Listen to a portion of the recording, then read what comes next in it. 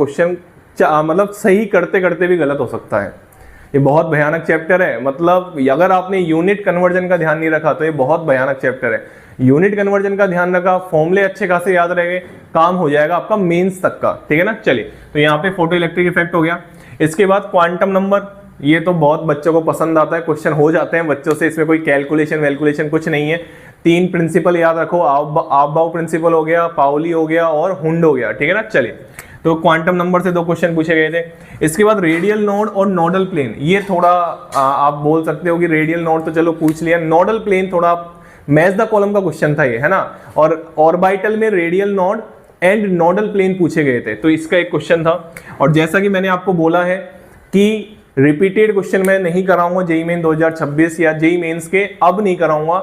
अब मैं केवल वही क्वेश्चन उठाऊंगा जो नया क्वेश्चन है, जो आपके नोट्स में नहीं मिलेगा कहीं, मतलब आपको सोचना पड़ेगा थोड़ा, ठीक है ना। चलिए, इसके बाद energies and size of orbital, आप देख सकते हैं इससे 3 क्वेश्चन पूछे गए। n+l रूल, ठीक है, और n+l सेम होता है, तो n से हम देखते हैं। आपबाउ प्रिंसिपल क्या होता है कि इंक्रीजिंग ऑर्डर ऑफ में क्या भरा जाता है, ऑर्बिटल्स को भरा जाता है। अलग अलग तरीके से पूछे गए थे, मैं ऐसे नहीं बोलूंगा, मिक्स क्वेश्चन भी पूछे गए थे। जैसे आप यहाँ पे ध्यान से देखें तो ये जैसे एनर्जी, ये एनर्जी को बता रहा है, ठीक है।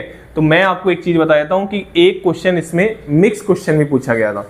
मतलब जेईई मेंस ने इस बार क्या तरीका अपनाया है, 5 ऑप्शन देगा फिर उसके अंदर ऑप्शन देगा। बात समझ में आ गई? तो क्वेश्चन अपने आप में थोड़ा लेंथी हो जाता है, ठीक है ना। चलिए, इसके बाद अगर मैं बात करूं बेसिक कॉन्सेप्ट, वही मास नंबर, इनसे रिलेटेड एक क्वेश्चन पूछा गया था। चलिए, डी ब्रोगली कॉन्सेप्ट से केवल एक क्वेश्चन, मतलब डी ब्रोगली को थोड़ा कम देखी गई है।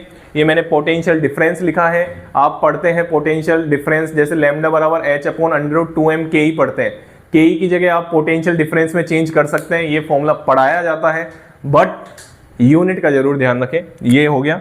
इसके बाद नोडल सरफेस, ये थोड़ा नया क्वेश्चन था, इसको मैं डिस्कस भी करूंगा, साई एंड साई स्क्वायर वाला, प्रोबेबिलिटी की भी बात करी थी। इसके बाद एक मिक्स क्वेश्चन था, मैंने ये मिक्स क्वेश्चन इसलिए लिखा है, इसमें क्रोमियम की कॉन्फ़िगरेशन भी पूछी गई थी और लाइमन मतलब स्पेक्ट्रम को भी डाला गया था, मिक्स क्वेश्चन था। तो ये क्वेश्चन भी ऐसे देख सकते हैं आप। तो अगर आप मोटा मोटा बस इतना सा आइडिया लगाएं इस चीज़ों से, तो आप ये देख सकते हैं कि लगभग इसने हर टॉपिक ही कवर किया है। लेकिन फ्रीक्वेंसी अगर आप देखें तो लाइन स्पेक्ट्रम 2026 में सबसे ज़्यादा फेवरेट रहा उसका।